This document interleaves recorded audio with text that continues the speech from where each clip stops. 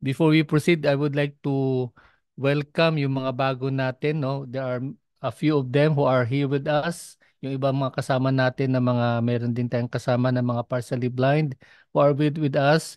And the others, hindi ko na mention yung pangalan. Welcome to our training program at harinawa't kayo ay maging active na part ng ating pagsasanay upang sa gayon ay makatulong tayo sa ating kapwa para maging handa sa DOH Massage Licensure Examinations. And gusto ko lang po i-remind ang bawat isa na hindi lang naman kayo may natutunan. Ako actually, as I go along doing this training, marami din akong natutunan mula sa inyo. Kaya huwag kayong kabahan, no? Lalo na yung iba, medyo kinakabahan. Huwag kayong kabahan. Pari-pareho naman tayo, pati ako din kinakabahan. Okay ba yon?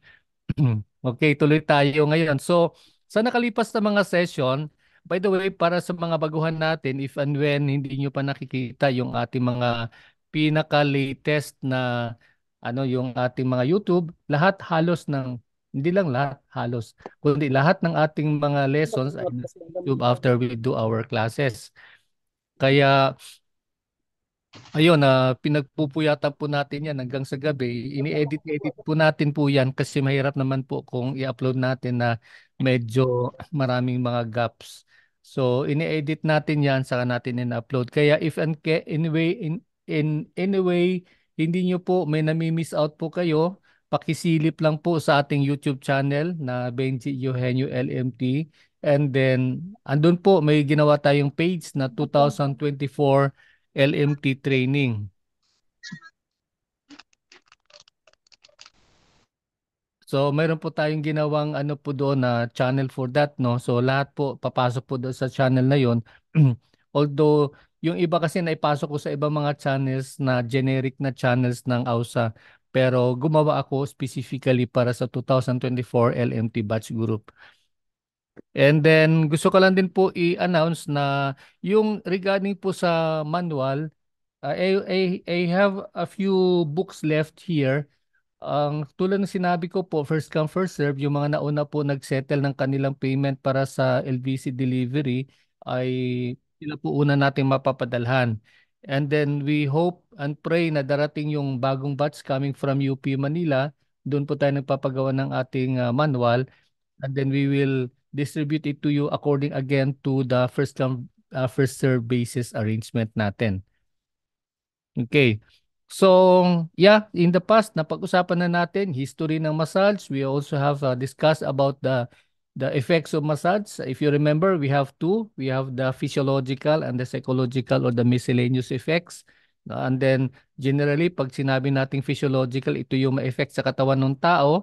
And then, napag-usapan din natin yung pagdating naman sa psychological, no, yung we feel good, no, after receiving a good massage, we feel good to ourselves. And then of course, masarap yung tulog, yung mga ganun. So there are so many benefits, no, so many wonderful effect ng ating pagmamasahe, lalo na pag ginagawa natin ito na ika nga yung pagmamasahe na yan ay nagmumula sa ating puso. No, coming from our heart. Okay, so ayun po. And then for today, ang atin namang pag-usapan ay indications. And in a little while, before I go into that, malinaw naman po sa atin, no, yung nung pinag-usapan natin yung mga katawagan ng mga iba't iba mga terms. Pag sinabi nating indication, based ito sa understanding na binigay sa atin ng DOH, pag sinabing indication, it has something to do with what is being prescribed. Okay? Kung ano yung nire-recommenda ng DOH pagdating sa mga different conditions, specific conditions at that, no? Ano yung mga yon, no? And then mahalaga din po to na maintindihan ninyo at ika nga ma-internalize nyo na maigi para kasi minsan ito yung mga pugi points, no? Ika nga doon sa oral practical exam, no, pagka tinanong ka, where is this indicated for, no? Pagka ganun, madali nating masagot. Okay, so there you are. Ito yung sinasabi nating indication. Now, in the other hand, sa kabilang bahagi naman, meron tayong tinatawag na contraindication. No, contraindication. Ang ibig sabihin ng contraindication, kung mayroong nire-recommend ang DOH na mga conditions wherein massage is appropriate, is proper, no, karapat dapat gawin, meron naman tayong pag-aaralan na contraindication. Ibig sabihin nun, hindi siya recommended. Hindi siya iminumungkahi. And for simple reason na maaring magkakaroon ito ng adverse effect. No? Meron sa mga epekto na hindi natin maiiwasan. Kaya yun nga, gusto kong linawin sa lahat na ang masahe, although talagang grabe yung benefit na ma-enjoy natin, mayroon din sa mga ika nga, mga elements na hindi pwede. Okay? So ganun po 'yon. Okay? So with that note, tutungo tayo ngayon dito sa okay, yun. Ang tanong dito, when is massage indicated and why? Bakit? Okay, yan. So, massage is indicated in various situations for also a variety of reasons. Bakit kaya? Okay? For the simple reason na ang masahe, ika nga natin na this is uh, marami siyang benefit, no? Na napag-aralan natin, napakaraming benefit, and then it is nowadays sa panahon natin ngayon very accessible, no? And then also affordable. Kaya when I went to Ipil, Zamboanga Sibugay, napansin ko it's a far-flung municipality pero makikita mo ang daming mga spana nandoon, no, sa area nila ni Donna. So wherever you go right now, wherever you go andoon sa mga lalo na sa mga urban cities, no, o mga urban areas, mga cities like those. So marami po siya. Okay? And then now, when we talk about the indication, ito po yung ating mapapansin dito. Ang unang-unang kung saan indicated yung pagmamasahe, no? Which selling point natin sa ating client kung ang tao ay dumadaan sa anxiety. Yan. Okay. Ano ibig sabihin ng anxiety? Minsan yung may mga instances na sa dami ng mga, alam mo panahon natin ngayon napaka-toxic, no? Although sabi nga ng iba, ito na yung the best time to live, no? Kasi andyan na lalo na ngayon, no, yung mga high-tech na mga gadget natin. Alam mo yung mga cellphone na hawak-hawak natin ngayon, ito 'yon.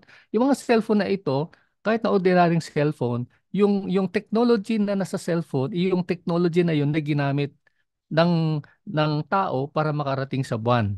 Totoo po 'yun, no? Yung technology na nasa cellphone. So ibig sabihin mo lang noon na talagang napaka-advance ng ating panahon. At dahil sa advance yung panahon natin, maraming tao hindi nakaka-catch up, no? Ganun din ako minsan eh.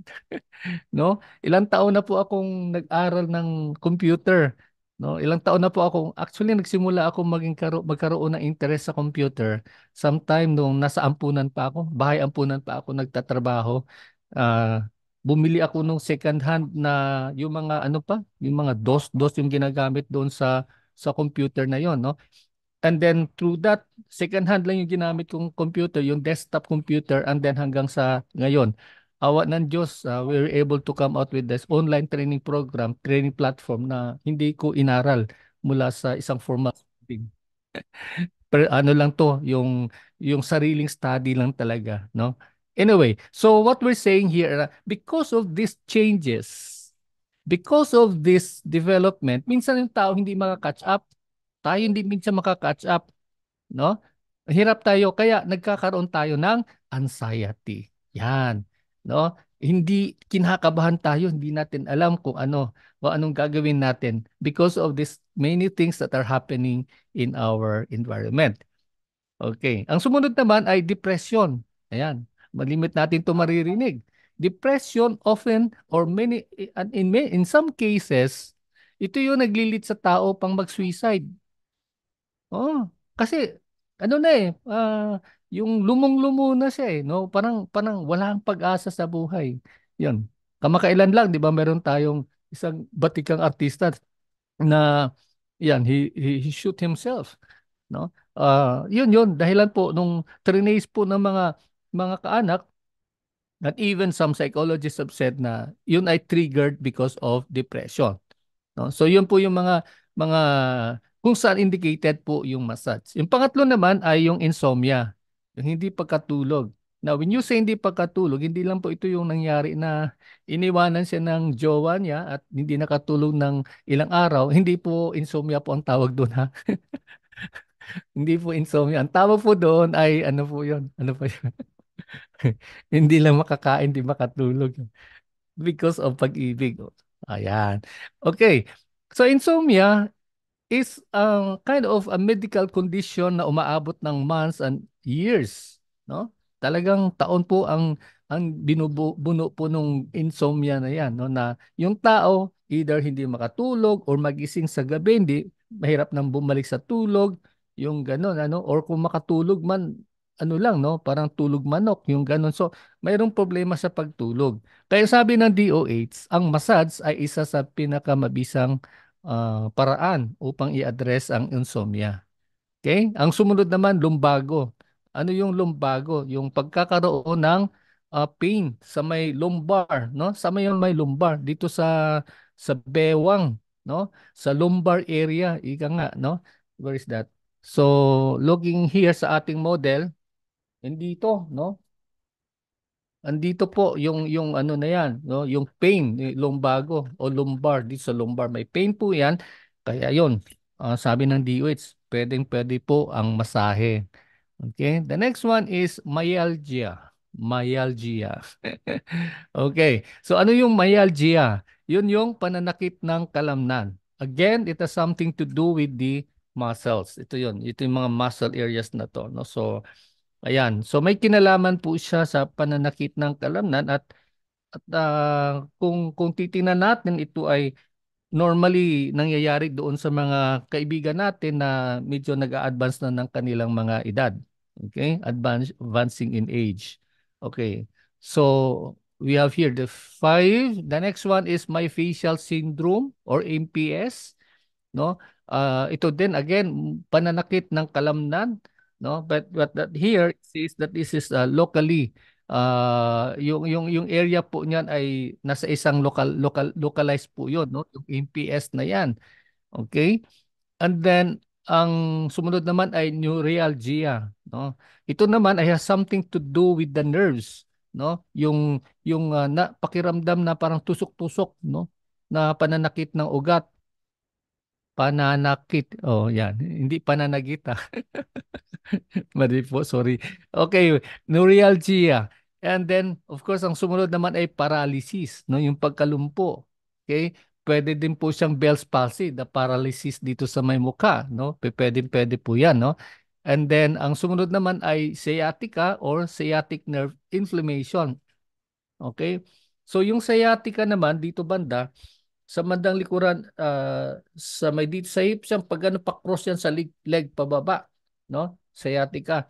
Later pag-uusapan natin, no, makikita natin diyan, and then yung pag-uusapan yung about doon sa anatomy and physiology. Okay. Ang panghuli naman ay pre and post stress syndrome. Ano yung pre and post stress syndrome?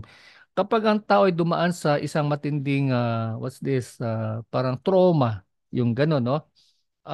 Ang masahe daw ay indicated before or even after ito mangyari, no? Parang remedial measure, ika nga, no? So, yun, shoot na shoot po doon ang masahe. These are the elements na sinasabi po ng DOH na pwede po, indicated po ang pagmamasahe. Ulitin ko po, balikan po natin. Yun, nabanggit natin may facial syndrome, MPS, neuralgia, paralysis, sciatica, pre and post-stress syndrome, and then anxiety, pagkabahala, depression,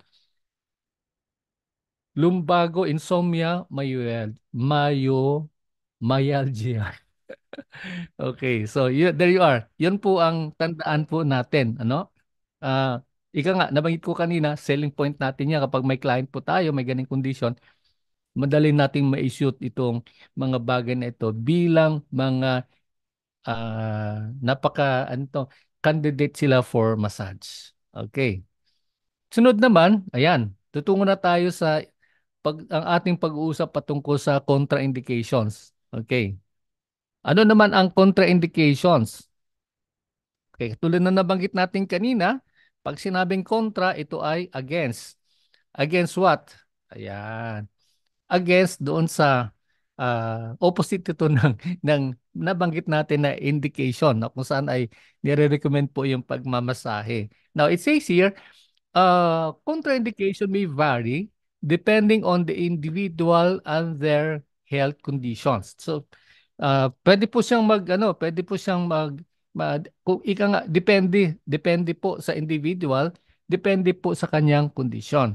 Pero yung ating tatalakayin in a little while ay yung mga generally contraindicated na mga bagay because the others, lalo na yung medical conditions na sinasabi, doktor lamang po ang makapagpaliwanag po patungkol po doon, no? Okay. Ano po yung generally contraindicated na mga health conditions? Okay. Number one, andito sa list natin, infection. Okay. Lahat ng uri po na infection. And then fever, may lagnat. Okay. Iba't ibang uri ng sumunod naman, iba't ibang uri ng mga skin conditions. And then kung yun yung mga injuries o yung mga fractures, no? Hindi pwede po, and then cancer, no? So generally ito po yung mga bagay na kung saan ay hindi po uh, indicated or hindi po nire-recommend ng kagawaran ng pangkalusugan ang pagmamasahe. Okay. So tuloy tayo. Ngayon, ito. Mayroong gagawin tayong pag-uusap patungkol doon sa ano yung contraindications at ano naman yung dalawang contraindications. We have the two categories here na pag sinabi natin, isa na yung locally contraindicated at yung isa naman ay absolutely or systematically contraindicated. No? So, ayan po. So, yun, alamin natin kung ano yung difference ng dalawa at bakit mahalaga po malaman natin yung kanilang pagkakaiba. Of course, when it comes to the term itself, pag sinabing locally, isang local area, no? Yan. Ito yung isang kaibigan natin. Okay. Pare, ito. Pag sinabing locally contraindicated, dito lang sa area ang affected. Okay? So what we're saying here is pag pag locally contraindicated, dito di pwede, but pwede siyang gawin yung treatment doon sa the rest of the part of the body, no? So ganon. Ayan. Ayan. Okay. So now, when you talk about when you hear that term absolutely contraindicated, no? Madalit sabi, buo, whole body, no? Irregardless kung ano yung ano niya, kung saan nangyari, kung saan mayroong problema, yan. Hindi pa pwede, no? Katulad na banggit natin kanina, like cancer, that's one specific example. Pag sinabi natin cancer, hindi pa pwede po masahin yung client. Why? Because mayroon tayong tinatawag na yung ano yon? Nasa dila ko na pag kami nasahe mo lalo nag-i-spread yung cancerous cells, no? Nasa dila ko po yung term na yon. So yun po ang dahilan isa sa dahilan kung bakit hindi po uh, indicated ang massage. Ayan. Okay. So ngayon tutungo tayo sa example po ng locally contraindicated. Sa susunod na presentation natin, talagang himay-himayin natin. Pero ito yung mga example lang po no, ng locally kasi madami-dami po yun. Okay, madami-dami po. Abdominal diastasis, kalakihan ng tiyan. Yan, hindi po pwede po. Abnormal lumps, no? Yung mga bukol-bukol na hindi pangkaraniwan, yan po ay locally contraindicated, no? Hindi po pwede po. Acne, yan, yung acne, yung acne vulgaris, yung acne sa puka ng mga clients natin, hindi po pwede po 'yon. Athlete's foot, tinea pedis, foot ringworm, yan. In other words, yun yung tinatawag na bony, hindi po pwede. Okay? And then what else? Let's continue on sa ating pag-aaral ng contraindications. Kanina may pahapyaw na po tayong discussion. No? Nakita na po natin kung saan po ay hindi po recommended ang ng DOH yung yung pagmamasahe. Dito mo nag-chat nag-message si si Albert, Albert sa chat box sabi niya bawal. Oh, tama po. Pero kung ako tatanungin, hanggat maaari ay kung gamitin po yung term na bawal. Alam naman po natin kung may mga biro-biroan daw po eh. Pag sinabi daw bawal eh, ito daw ay ano, ito daw ay po awan.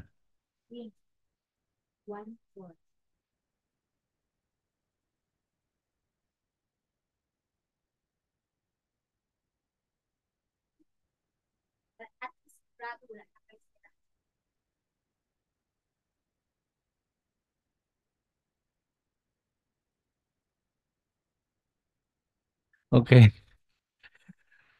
Okay. Yeah. Tuloy tayo.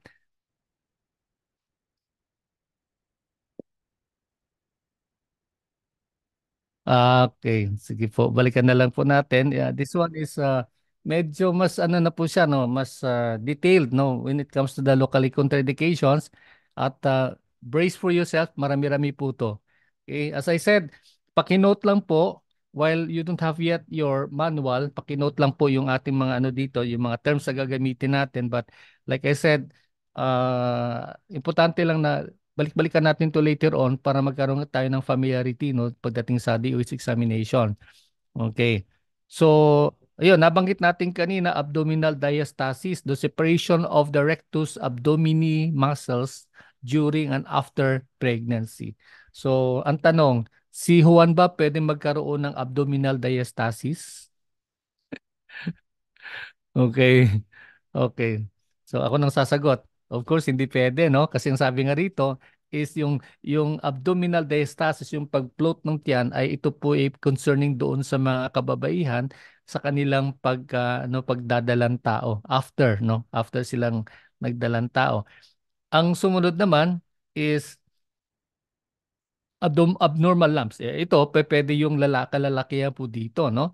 So, hindi po, ano po, ibig sabihin ng abnormal, hindi po normal yung mga lumps, yung mga bukol na yan, no? Kaya, ah, there are times naman na benign, ika nga, no? Pag sinabing benign, hindi, ano po, wala po siyang hindi po delikado, ayun, but just the same, no? Pagka hindi po karaniwang lumps po yan o bukol po yan, pag tayo nagmamasahe, iwas-iwasan po natin, no? Iwas-iwasan po natin. Okay. The next one is, tingnan natin, acne vulgaris. Ayan. Okay? So, yung mga pimples, saan sa matagpuan? Matagpuan sa mukha, minsan sa dibdib, at minsan naman nasa bandang likuran. No? Kaya, uh, personally, pagka medyo malilinggit pa lang naman yung mga pimples na yan, wala naman akong quarrel, no? Walang problema. Pero kung yung kanyang presence ay medyo talagang medyo malalaki, no? Medyo kakaiba yung kanyang bukol na sinasabi, then yun no, yun nga po, no. If I were to be asked, yun yung dapat natin iwasan. Ang sumunod naman, athlete's foot, common fungus infection between the toes. Ito po ay makati-kati, no? Yung mga buni, yung ganon. And then, meron po siyang soreness na sinasabi. Okay? The next one is blister. Pagkakaroon ng local swelling sa balat at meron siyang watery fluid, no? Ang dahilan po niyan ay paltos yung tawag no, no? Yung ganon, paltos pa. Oo, yung blister na yan. Dahilan po yan so minsan sa irritation, no? Kapag ako minsan pag nagmamartilyo ako ng matagal, hindi naman ako talaga bihasa sa pagmamartilyo, minsan nagkakaroon ng blister, no? Even yung paggagamit ng mga mga shovels and things like those. Kasi ang nagkakaroon po siya pupudos po siya ng watery fluid, kaya yun po, iwasan po natin sa ating pagmamasahe. The next one is bruise. Okay. Ano naman yung mga bruise? Ito yung contusion, ito yung pantal, no, na nangyayari kapag nagkaroon po ng uh, nabugbog ka, nasuntok ka, no, at nagkaroon ng or nasampal ka sa mukha, nagkaroon ng ng bruise sa mukha mo, yun po, no? Yun po yung dahilan po nun, iwasan po natin po yun, no? Sapagkat hindi po yan nire-recommenda po ng DOH na gawin po natin. Burns, naturalmente, pag may sunog, no, is either nasa first degree, second degree, no, na burn na yan, iwasan po natin, no. Ito yung injury doon sa ano sa tissue na maring dahilan po niyan ay maring sa sunog sa to yung ano yung apoy, pwede din po yung chemicals, pwede din po through electricity or even radiation. Okay? The next one is, ito yung tinatawag na decubitus ulcers. Ayan. Ano yung decubitus ulcers? These are damage to an area of the skin caused by constant pressure on the area for a long time. Uh, Bed sore, parang ganun po, no? Na pagtagal po na nakaano siya, nakakontak siya ng ganun, nagkukos po siya ng ng damage dun sa area. And then ito po yung naging ano po niya, no, na yung kanya naging larawan. Ito po, no, decubitus ulcer, o ito yung bed sore, ika nga. Okay. Karaniwan nangyayari po sa mga pasyente na matagal na ang bedridden, no? Ito po ay ah, lumalabas po sa kanilang ganung kondisyon. Folliculitis is a common skin condition that happens when hair or hair follicles became inflamed. In other words, ito po yung pigsa. Ayan. So, if you see the presence of the pigsa doon sa inyong client, huwag niyo pong galawin po yung client na yon kasi po it is contraindicated, locally contraindicated. Ayan, fracture, pag may bali, broken bone, the same as crack or break, no? Kung may trauma, nagkaroon ng fracture, ayun, wag nating masahiin po yung pasyente given that kind of condition. Furuncle carbuncle. Okay. In other words, pigsa pa rin.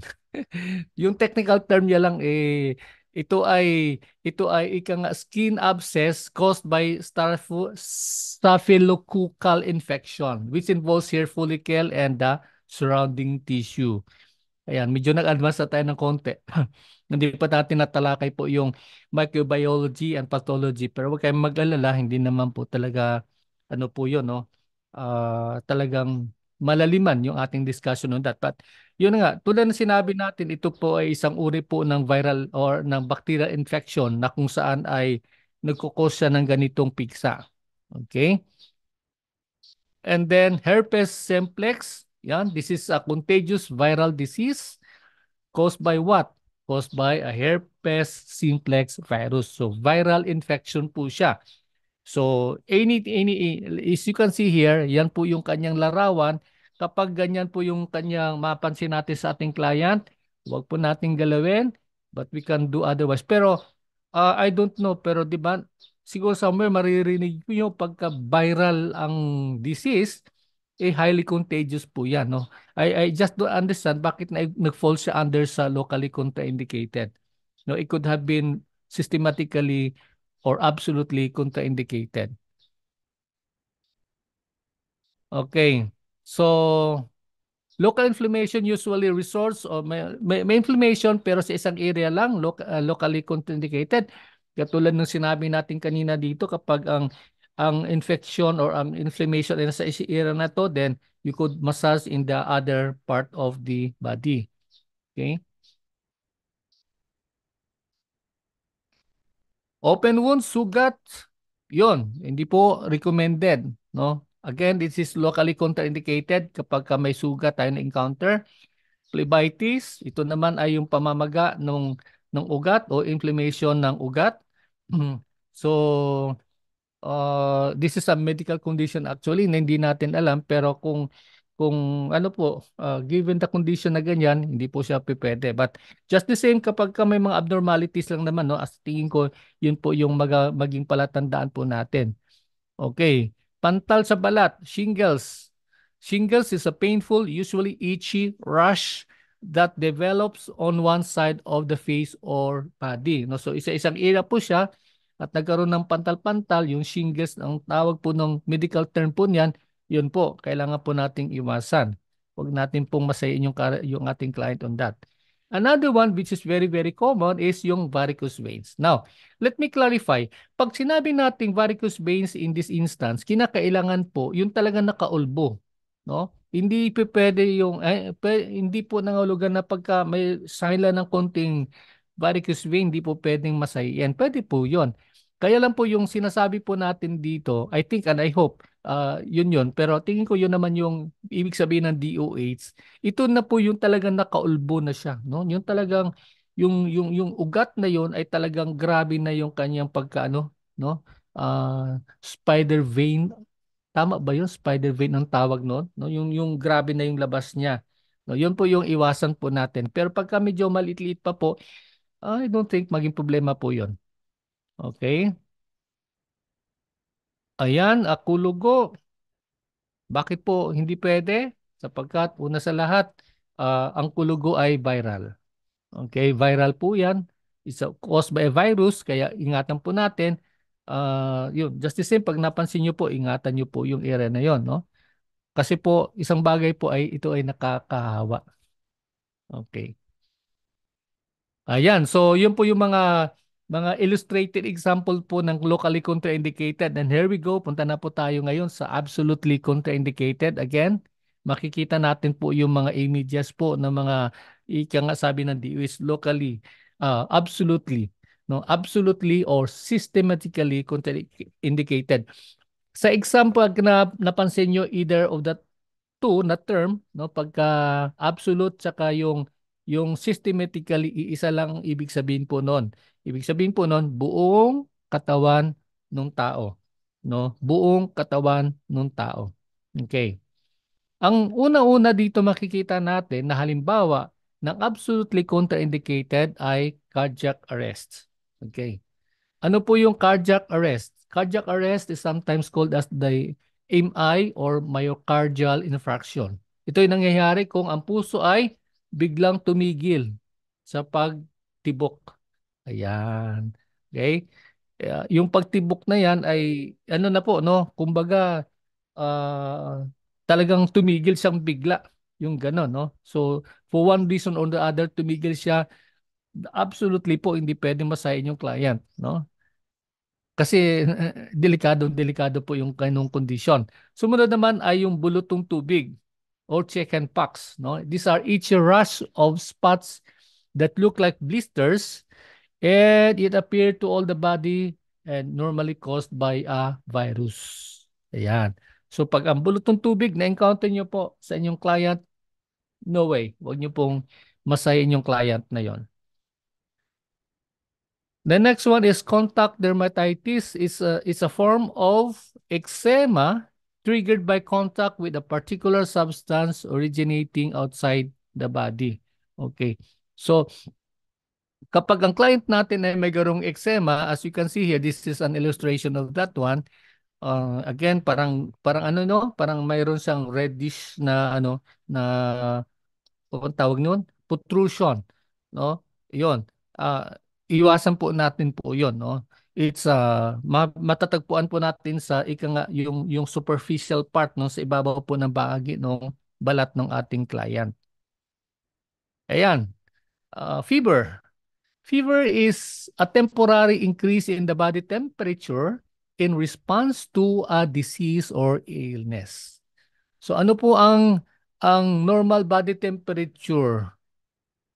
Ayan, hindi po yan. Ang normal is 35.5 thereabouts. And then, kapag umabot na po ng 37.8 degrees Celsius, that means ito ay lagnat. Okay, fever na po yung category na yon. Now, some people who are yung tinatawag natin ng manghihilot, may mga arguments sila dito eh. No? Ang sabi nila, yung lagnat na yan ay kaya nilang pababain sa pamamagitan ng kanilang masahe. No? Medyo kabado ako sa ganong mga assumptions. Okay? Kasi ang fever is tulad ng sinabi dito, dahilan po yan ng mga mikrobyo. No? Hindi po yan basta lang nagkaroon ka ng ganong lagnat. No? Dahilan po yan ng mikrobyo or in other words, symptom. It's a symptom. Sintomas po yan no? Na ibig sabihin may nangyayari pong hindi normal sa katawan ng tao kaya tumataas yung kanyang body temperature. Actually, it's an indicator na nagpapatunay na may problema sa katawan ng tao. Kaya ang tao na yan ay kinakailangan po ng, well, natural, minsan pahinga or medical attention, pero never po niya kailangan ang masahe. Okay? So, absolutely contraindicated. German measles. Ayan, this is a highly contagious viral disease that is caused by a virus. At ang tawag ng virus na ito ay rubella. At ito ay nai-spread, no, sa pamamagitan ng mga discharges, no, yung mga uhog, no, na lumalabas do sa ilong, okay, sa lalamunan, o yung mga ano yun sa pamamagitan ng dura minsan, no, ng isang tao na infected. Okay? So, ayun po, hindi po pwede. Sumunod naman, gout. Ayan. So, a gout is a form of arthritis that causes severe pain and swelling on the joints, no? Severe, okay? So, yeah, ito ay na-aggravate, no, lalo na sa mga tao na may advanced na yung kanilang edad at mahilig kumain ng mga laman loob, no, yung mga laman loob. Kaya yun po, no, delikado po siya. Kaya dito po sabi po ng DOH, hindi po pwedeng masayin ang tao. Meron siyang acute arthritis or in other words, ang tawag diyan ay gout. Okay? Hepatitis. Yan.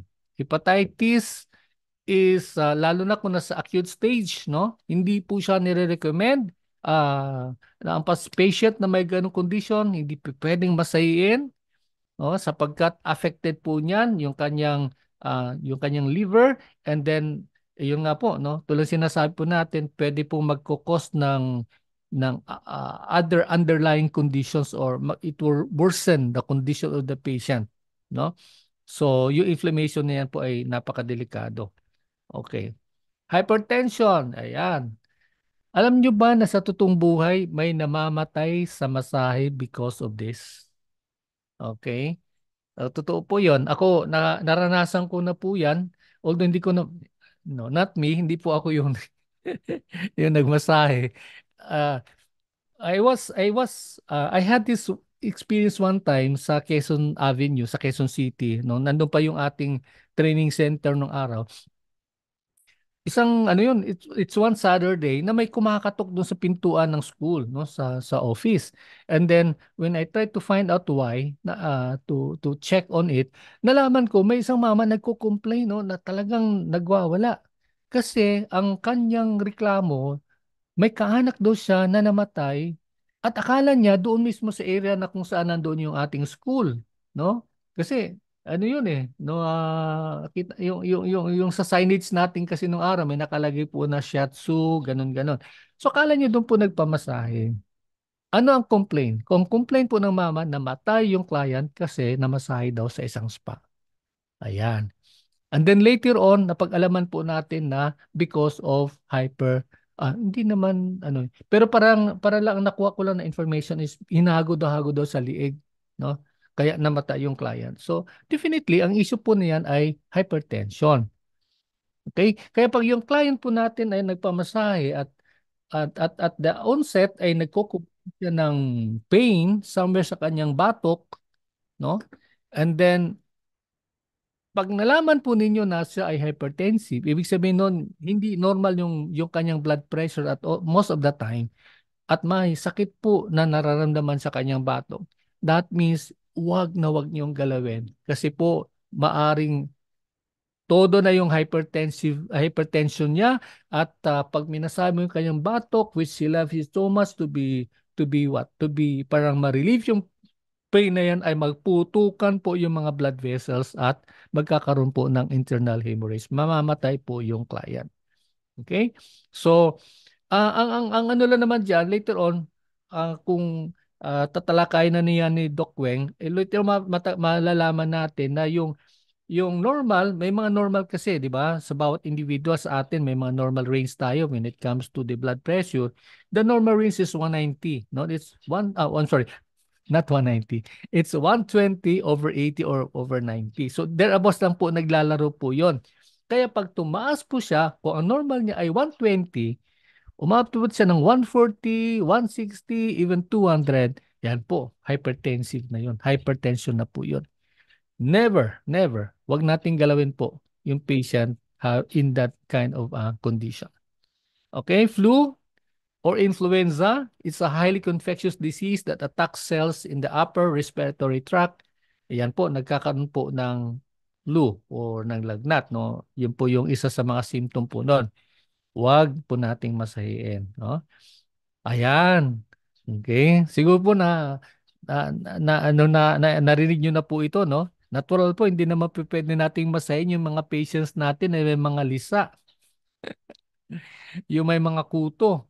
Eh, hindi mo naman nakikita yon, di ba? Okay? Normally, wala naman sigurong client magdi-declare nun. Wala, wala. Ay, ma'am, sir, pamasas ako, sir. At by the way, sir, mayroon po akong makuto ha. Andito po siya. Ingat-ingat lang po. Yung, wala naman sigurong ganun, ano. Pero, just the same, kapag nalaman po natin yung client ay mayroon pong kuto, may lisa na lumayo-layo na po kayo doon, no? Kasi talagang delikado po. Mahawaan po yung mga linin na yan and everything, no? Yung therapist, mahawaan din po. Pag uwi ng bahay, niyakap-yakap niyo yung kanyang pinakamamahal na anak. Delikado po yun, no? So, again, highly contraindicated. Absolutely contraindicated. Okay, liver cirrhosis, no? A conditions in which the liver is scarred and permanently damaged. Okay?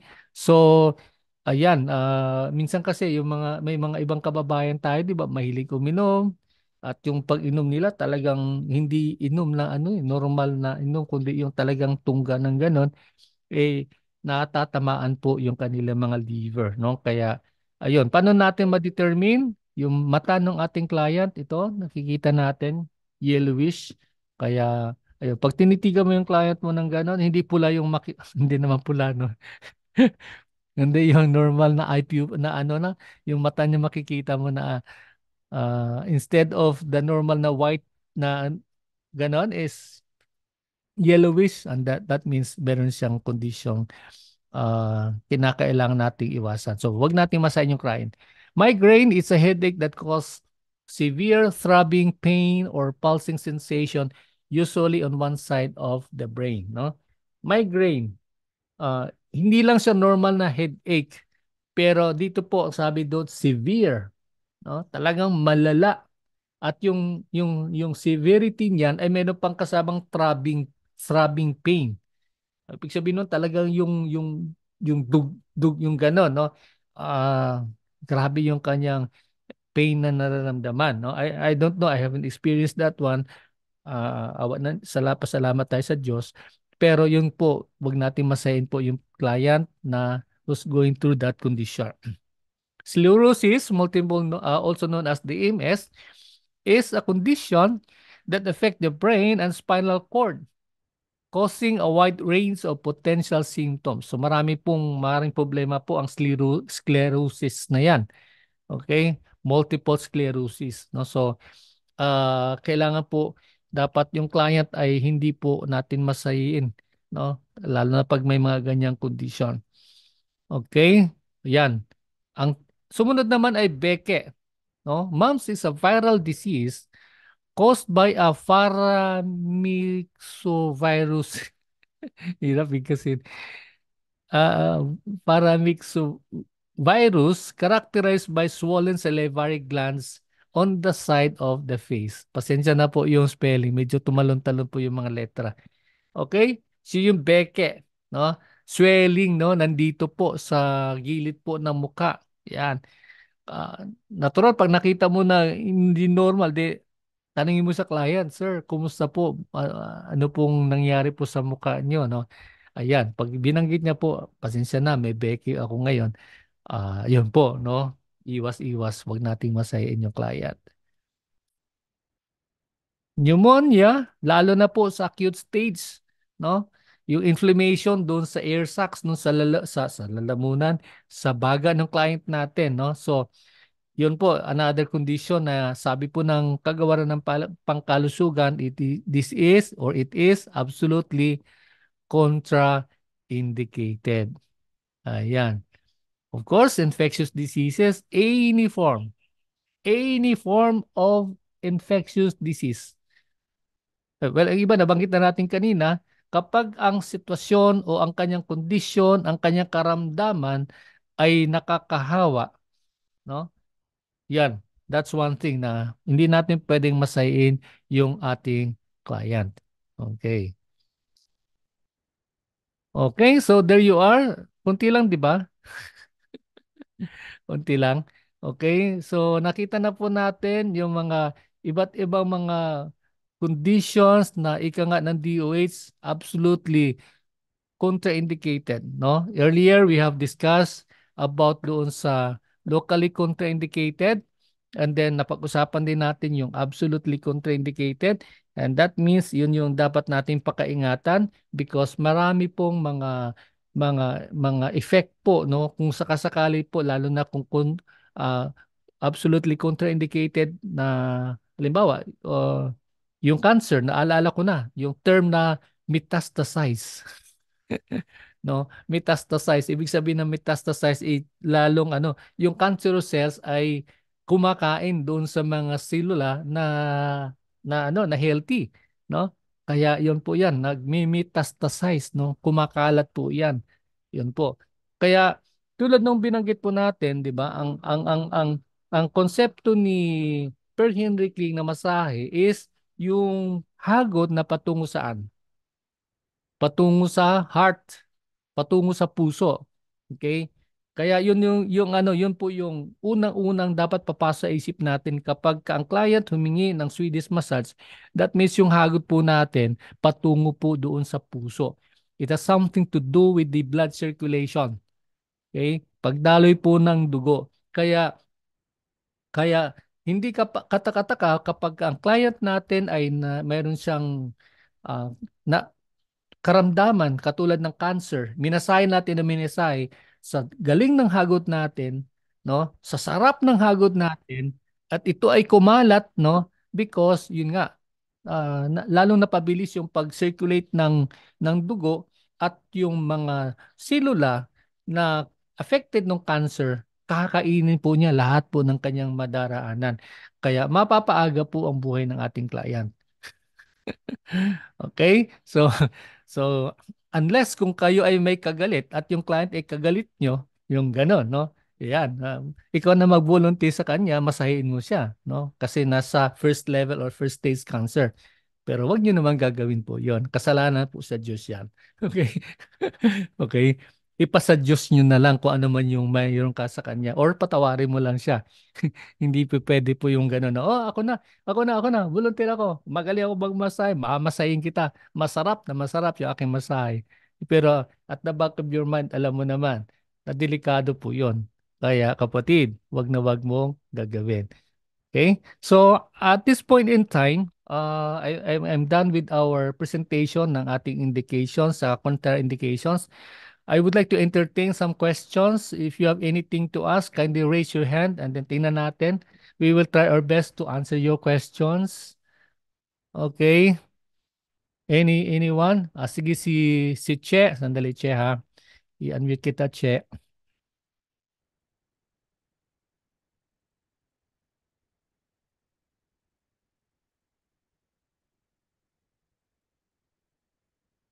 Ayan. Naka Che, paki-unmute mo na yung sarili mo. Ayan, go ahead Che. Anong tanong mo? Okay, sir. Good morning. Good afternoon. Bali na lang ko question regarding diri sa yung may pigsa. Oh, Dito opo. sa banda. Kapigsa. So, Oh. if ever sir may pigsa ang isang tao, usually nasa likod, sa paa, pwede ba siya i-massage sa likod? Ano yung sinabi natin kanina? Saan nagfo-fall yung boil? Locally or contra-indicate? Absolutely. Locally. Ha? Locally siya, sir? Si Rosa, saan siya nagfo-fall Rosa? Rosa, saan nagfo-fall ang pigsa?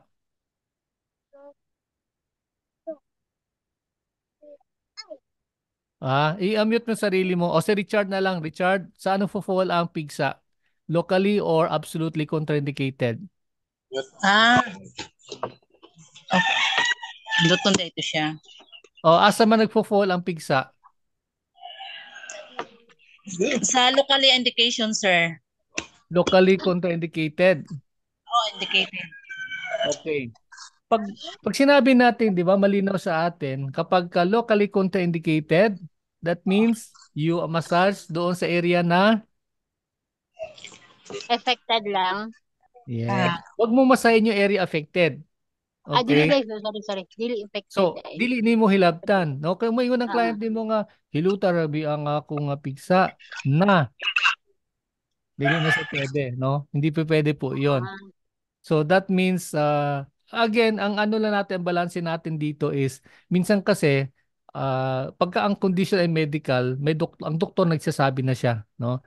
O anak, client, ano ha, wag kang magpamasahe kasi medyo lalala yung sitwasyon kapag ganun, no? That is given pag medical yung condition. But yung pigsa naman na yan, depende rin po kasi. Minsan may yung severity, yung minsan kasi maliit lang yung pigsa, no? Yung iba naman talagang grabe yung boil na yan, yung pigsa na yan. Yun po yun na pag alarming naman, alam niyo na yon, no? Wag yung gagalawin. Kaya ang ika nga sa Ingles, ang judgment call nasa inyo bilang massage therapist. No? Kaya tingnan niyo maigi yung condition ng client. Okay? Kung kaya pa yan, okay, iwasan. Pero kung sa tingin mo malala yung condition, mas maigi na you refrain from giving massage and then i-refer mo na lang yan sa isang physician, sa isang doktor, kasi mas alam nila yung condition. Okay? So, laging two-way lagi yan eh. It's either kayo ang affected, mahawak kayo, or yung client ninyo ay lalala yung kanyang situation. Okay? So, ganun lang po, Che, yung ating gawin. apa sir. Oo. Oo. Ang ano lang dito, ang rule of thumb is when you're in doubt, don't attack, no? When you're in doubt, kung may pagdududa ka, atras. Ayun lang po 'yon, no? Para safe po tayo. Lahat po ng gagawin po natin, lalo kung may license po kayo, talaga yung tingnan nyo. Pagka mayroon kayong palpak na nagawa at nireklamo kayo, yari yung inyong lisensya, no? Yari yung inyong lisensya, kaya ingat po tayo. Kaya tama po yung tanong mo, nililinaw-linaw mo yung ganong bagay. Okay. Opo sir. Next, yan si Jerry ano si Galaxy Pro. Ngano Galaxy man mama? Imo ngalan si Galaxy. No, lihog ko no sorry nagbibisaya po ako para sa mga Tagalog po rito. Pakipalit nyo po yung pangalan ha. Iwasan po ninyo maglagay po ng ano ng pangalan ng inyong cellphone. Ilagay nyo po yung inyong buong pangalan sa screen na inyong Zoom. Si Rosa kulang pa rin no, lagyan natin na apelyido kasi mamaya marami pong Rosa sa grupo kaya yung complete family name ilagay din po ninyo ha. Okay, si Jerilyn. Go ahead, Jerilyn.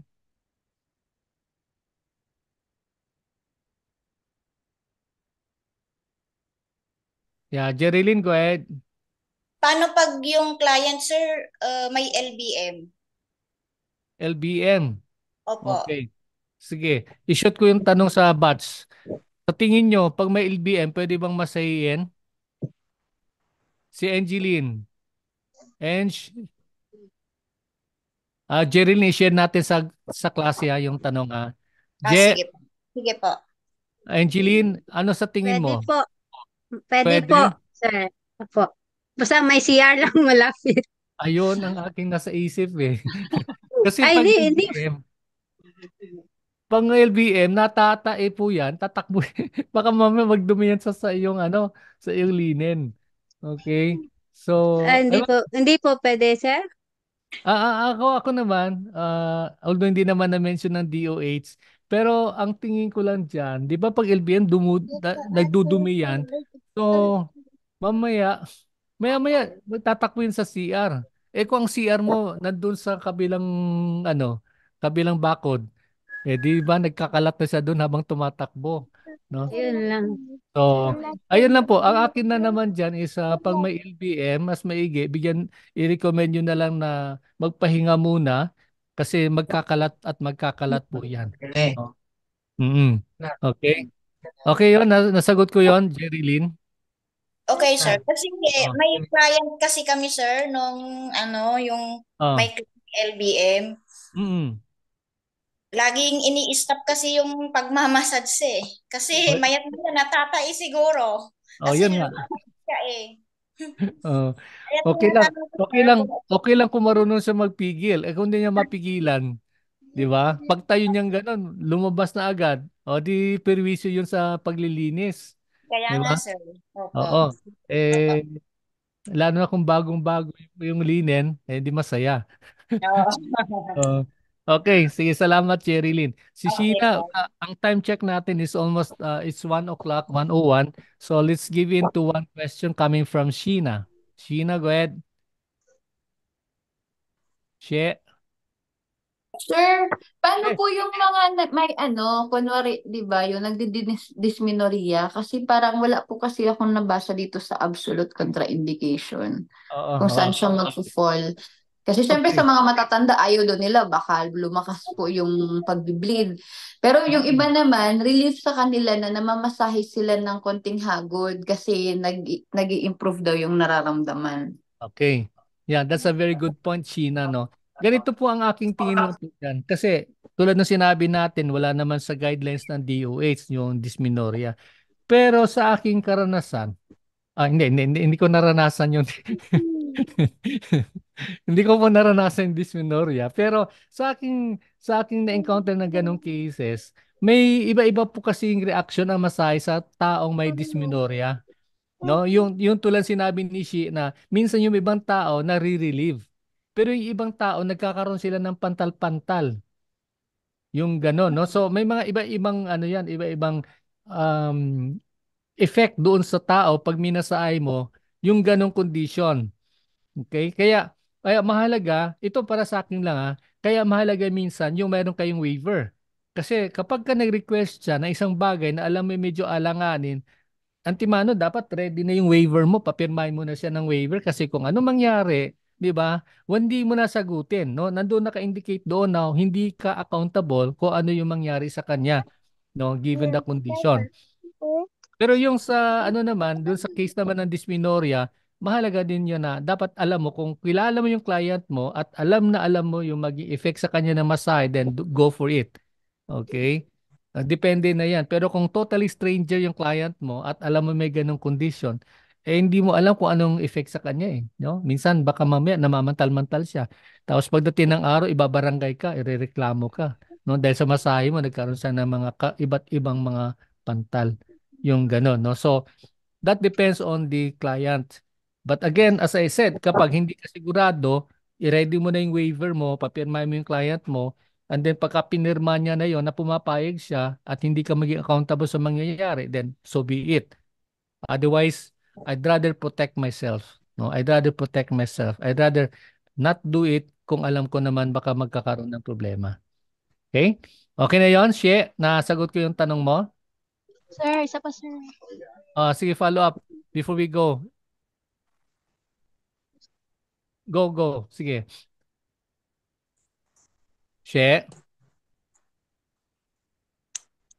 Ayan. Go ahead. Sir, sorry Ah, po, last na lang.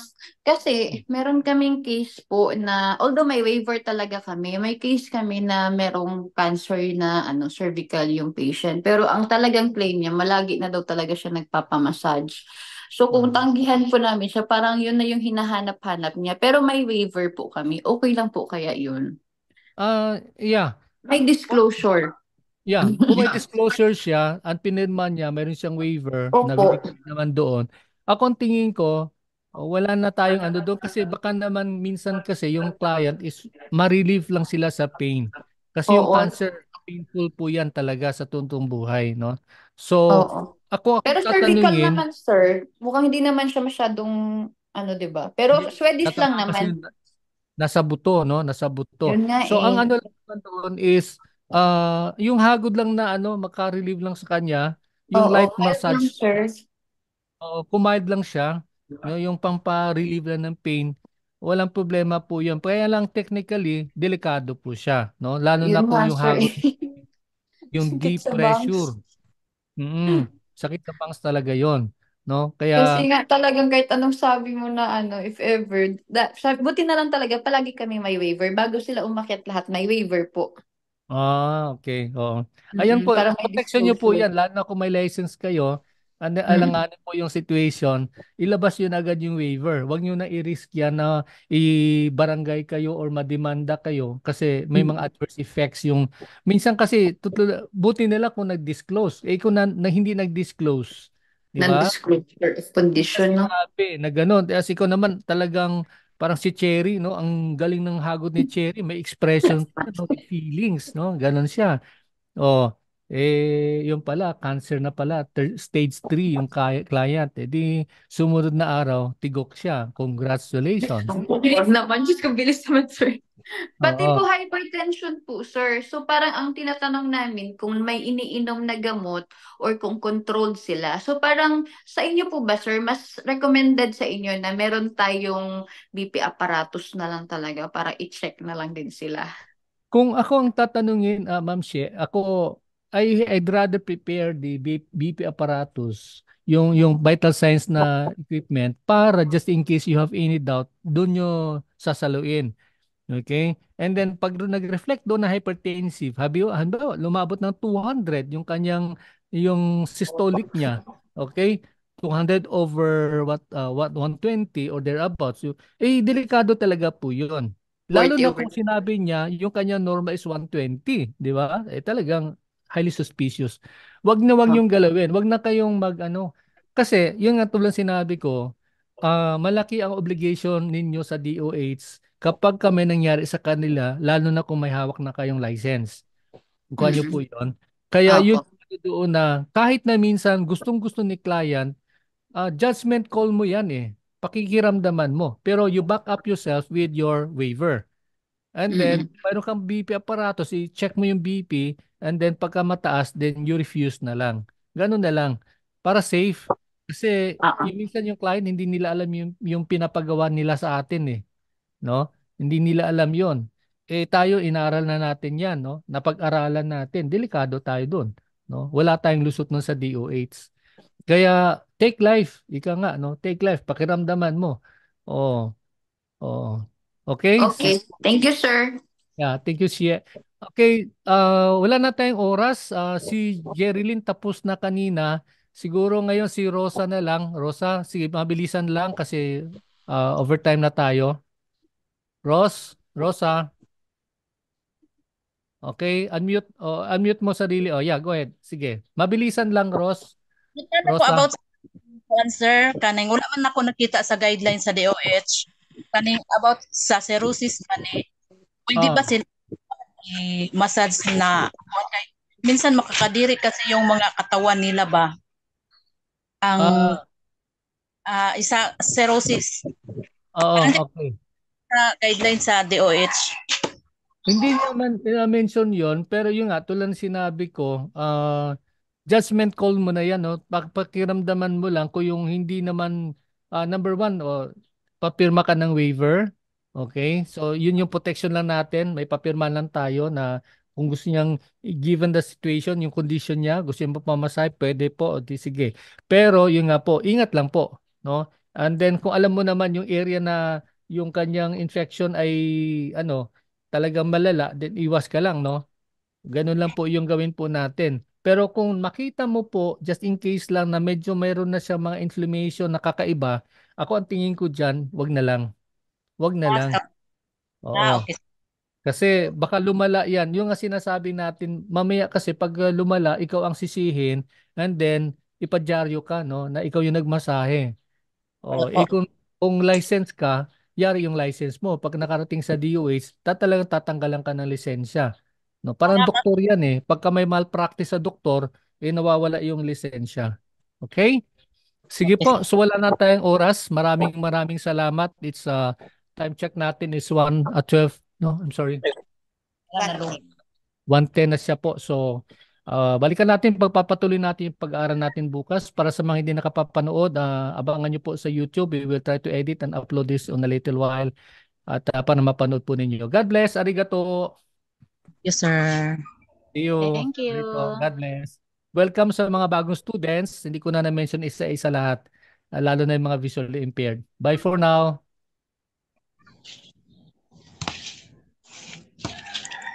No, no.